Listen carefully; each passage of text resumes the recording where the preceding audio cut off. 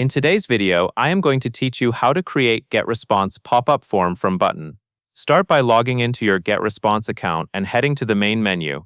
From there, go to Tools, then choose Forms and Pop-ups.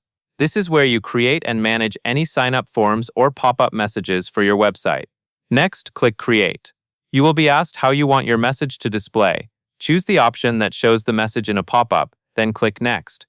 This selection is important because it sets the form to appear as an overlay instead of being embedded on the page. Now you will see a list of templates. Select any template that fits your style, then click Edit.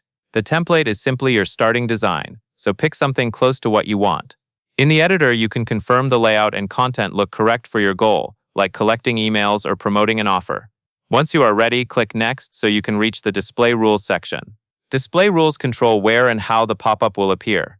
Here, select your audience, meaning the list or segment where new contacts should be added.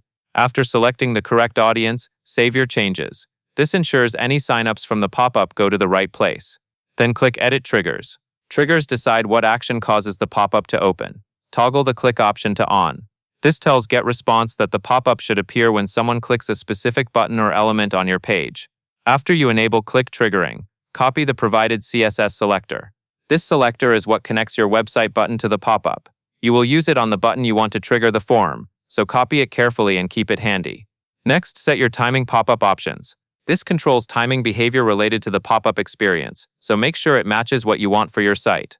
When that is done, click Next, then enter your URL. Use the exact page address where the button is located so Getresponse knows where to apply the pop-up rules. Finally, click Save and Publish. Your pop-up is now live and ready to open from your button click, based on the CSS selector trigger. And that is all there is to it.